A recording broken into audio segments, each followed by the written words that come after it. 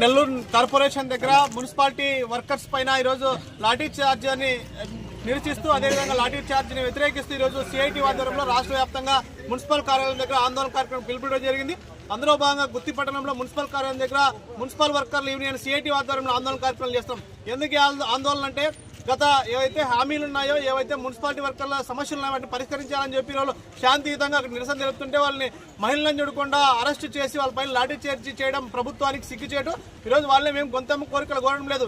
ఏదైతే 60 సంవత్సరాల తర్వాత మేము రిటైర్మెంట్ తర్వాత మా ఫ్యామిలీలో ఉద్యోగాలు ఇవ్వండి అని చెప్పి ఈరోజు రాష్ట్ర ప్రభుత్వాన్ని అడిగేయకపోతే చేసేది లేదని చెప్పి అక్రమంగా అరెస్ట్ చేసి వాళ్ళపైన లాఠీ చార్జీ చేయడం చాలా దారుణము. దీన్ని సిఐటిగా దీన్ని వ్యతిరేకిస్తున్నాం. వెంటనే మున్సిపల్ వర్కర్ సమస్యలు ఏవైతున్నాయో వాటిని పరిష్కరించాలని చెప్పి ఈరోజు రాష్ట్ర ప్రభుత్వాన్ని డిమాండ్ చేస్తాం. అదేవిధంగా ఈరోజు మంత్రి నారాయణ గారు ఈరోజు మళ్ళీ నిద్రపోతున్నారు, ఏమీ అర్థం కావట్లేదు.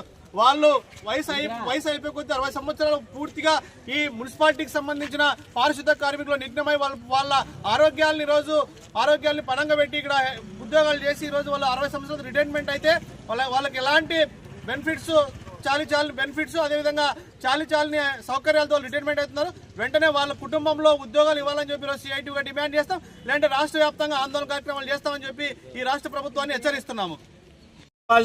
సిఐటి యూనియన్ అనుబంధ సంస్థ నిన్నటి రోజున నెల్లూరు కార్పొరేషన్ లో వర్కౌట్ సోర్స్ విధానాన్ని రద్దు చేయమని గత జూలై నెలలో 43 రోజులు సమ్మె చేసి దాన్ని విజయవంతంగా సాధించుకున్నాక దానికి సంబంధించిన 43 రోజుల వేతనాన్ని మన ముఖ్యమంత్రి వర్యులు నారా చంద్రబాబు నాయుడు గారు పారిశుద్ధ కార్మికులకి వేతనాలు ఇవ్వండి అని ఆయన జీవో ఇవ్వడానికి ఇప్పటికీ ఆయనకైతే మనసు రావడం లేదు.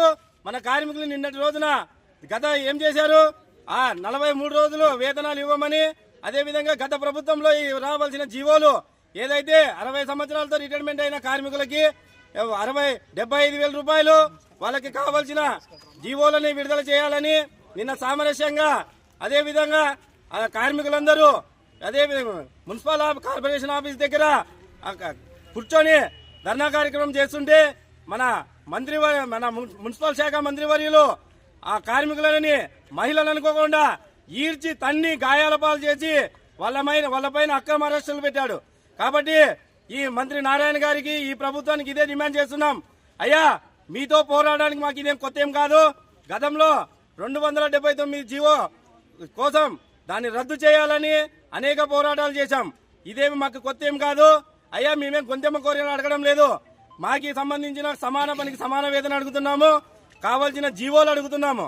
అయ్యా, 60 సంవత్సరాలతో కార్మికులందరినీ రోడ్డుకి ఈడ్చావు. అదే మీకు 60 సంవత్సరాలు నిండితే మీరు రాజకీయ పైన మీరు ముఖ్యమంత్రులు గాను మంత్రులు గాను 60 సంవత్సరాలు నిండిన తర్వాత గాని మీరు పరిపాలిస్తున్నారు. ఒక కార్మికుడు 60 సంవత్సరాలు నిండితే రోడ్డు పైన పారేస్తున్నారు. ఇదెక్కడి న్యాయమని ఈ సందర్భంగా అరుస్తున్నాను.